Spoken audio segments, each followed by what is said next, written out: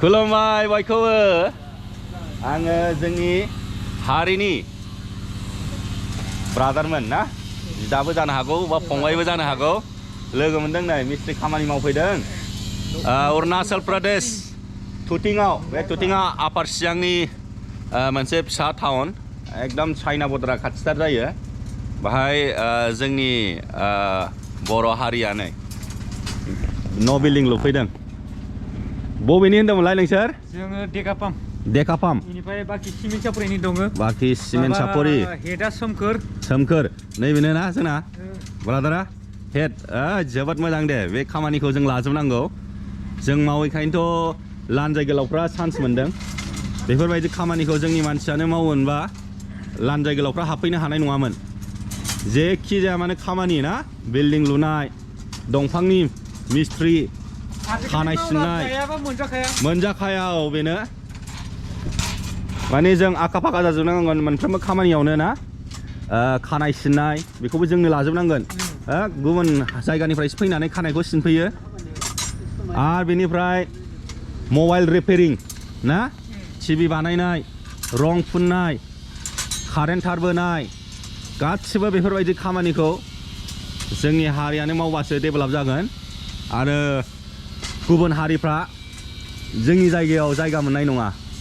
दा जोंनि मानसिफ्रा अलसिया नालाय खामानिखौ मावनो नागिरा बेफोरबायदि खामानिखौ दा बेयावनो लानजाय गोलावफ्रासो फैनानै स्कप मोनगासिनो दङ आरो लानजाय गोलावल' नङा गुबुनफ्राबो एसे माबालाबायो आरो औ दा जोबोद मोजां मोनदों जोंहा ब्रादारमोनखौ बानायगासिनो दंना अरायबो बुरजा आं बिदिनो अरुणाचलाव बेरायनो फैदोंमोन बे आपार सियां डिस्ट्रिक्टआव गोबांथार बर' सेंग्राफोरखौ लोगो मोनदों लामा बानायनाय दंफां हानाय आरो नै बिल्डिं लुनायबो जोबोद मोजां बेबायदि खामानिखौ मावबासो डेभेलप जायो हारिया जौगायो मोनफ्रोमबो खामानिया फिसा नङा बहुत घर बना रहे हैं बहुत घर बना रहा है ना हमारा आदमी है उधर आईबी में भी बनाया वो लोग ये अंकल जी है ना यहाँ का मालिक है अंकल जी ने हेलीकॉप्टर जंग गाखोबाय बियो सिगाङाव ना पहले जमाना में ना हेलीकॉप्टर से बहुत उड़ लिया ना हेलीकॉप्टर से सामान लेने जाता था आसाम में ट्रैक्टर पे हेलीकॉप्टर से लेके आया है सामान पूरा एंजॉय किया अंकल जी बहुत अच्छा आदमी है बहुत अच्छा इंसान है और ये हमारा ट्राइबल लोग को पसंद करता है हमारा जात को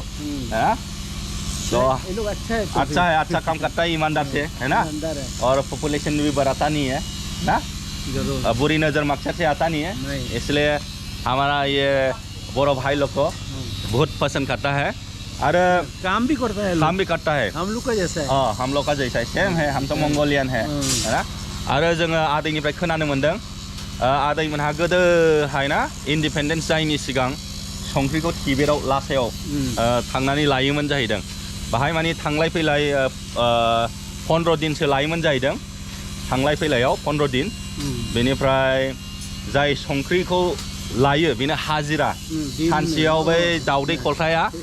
बेजों खलथासेल' होयोमोन जाहैदों संख्रिखौ दाउदै खलथा बेजों खलथासे सानसेयाव खलथासे साननैबा खलथानै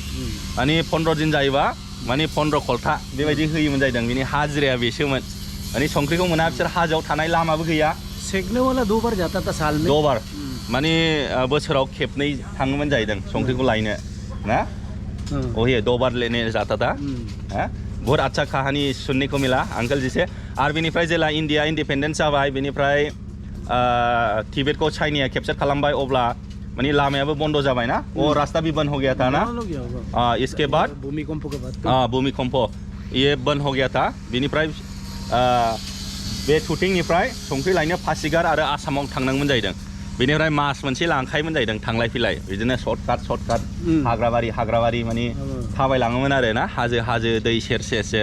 बेनिफ्राय पुरा माने मास मोनसेया लाखायोमोन जाहैदों थांलाय फैलाय नुवाखै संख्रिनि थाखाय बेसेबां खस्थ'मोन और आप लोग तो इंडिया चाइना वार भी देखा था 1962 में बे समाव माने इंडियन सोल्जारफ्रा सिलाइफोरखौ गारनानै थांदोंमोन जाहैदों बन्द सब पेकिए चला गया था ना बेनिफ्राय आंकोल मोनासो थांनानै सिलाइखौ बुरखांनानै लाबोजोबनाय जादों पिस्तल गुलि लेके आया है ना बन्दुक पूरा मार भी लिया ना पूरा मजा किया ना बन्दुक चला के ओरैबायदि सिलाइ गावदों जाहैदों बेनिफ्राय बे आर्मी केम्पनिफ्राय तो खारजोब्बाय नालाय उस समय कैंप से तो भाग गया तो पूरा विस्की मुर्गी रेशन पानी खाना बिंदास खाया उस समय तो आप तो बच्चा था होगा ना बच्चा नहीं 16 ईयर का था 16 इयर्स माने 16 बोसोर जाबायमोन जाहैदों बेयो ना 16 बोसोर आदिया होमबा माने सेंग्रामोन बे समाव अभी 70 इयर्स अभी 75 हो गया वाओ तो बहुत मजा किया उस समय आपने तो हेलीकॉप्टर में भी उड़ गया बंदूक भी चलाने को मिल गया पूरा पिस्टल 303 लंबा राइफल गोली पूरा उस समय ना 1962 में बहुत अच्छा लगा माने आदैखौ लोगो मोननानै जोबोद मोजां मोनदों दा नै जोंना माखासे दंबावो नै लहा हासगासिनो दङ नोंथांमोननो एसे थांनानै देखायनो होसै आङो ये अंकल का है ना सारे बे अंकलनि हटेल बियो बाहाय आरो दखानबो दङ बाजार एलायनो जोंना फंबाया लहा हासगासिनो दङ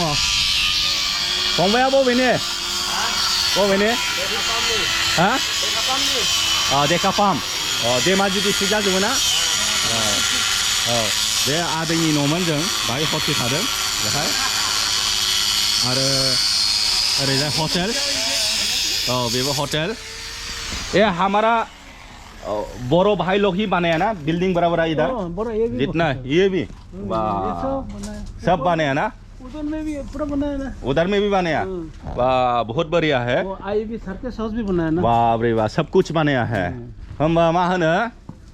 नोंसोर जोंनि जायगायावबो फैदो हरै बड'लेण्डआव फैनानै बे लानजाय गोलावफोरनिफ्राय खामानिखौ सिख'नानै लादो नोंसोर बिल्डिं मावनो रोङो नालाय जोंनिथिं खम ना मावग्राया बिदि बिल्डिं लुग्राया नाखमफ्रा गासिबो लानजाय गोलावफोरजों बानायजोबो न' लुनाय मानाय माने मोजां मोनदों धेमाजि डिस्ट्रिक्टनि बर'फ्रा बेबायदि खामानिखौ मावनायखौ नुनानै आरो आङो गोबांथार सेंग्राफोर नुदों लामाबो बानायगासिनो दङ सब जोंनि बर' हारिल'सो नैखिनि एरियायाव सब बर' हारि गोजा बर' हारिजोब ना मावनाया दा सिंगानिफ्राय सिलिफुंसिम सब बर' लेबार गोजा बर' जोब ना लेबार जोब सिंगानिफ्राय सिलिफुं गासिबो आरो नैबे थुथियावबो टावार सावार मोना मबाइल सबाइल गैया नेटवार्क मोना थेवबो खामानि मावना जाफैनांगौ नुवाखै नैबे जायगायाव मोनो मबाइल नेटवार्कखौ खुनुरुखुम बेनिफ्राय एसे गोजान थांबाथाय गैला मबाइल नांला रायलायनोबो मोनला मा मोनला न'खरनिजों ना गासिबो दे जोबोद मोजां मोनबाय जोंनि बर' मानसिया बिदि खामानिखौ मावनायखौ नुनानै गोजोनथोंसै भिडिअखौ बाहाय फोजोबबाय दे बाय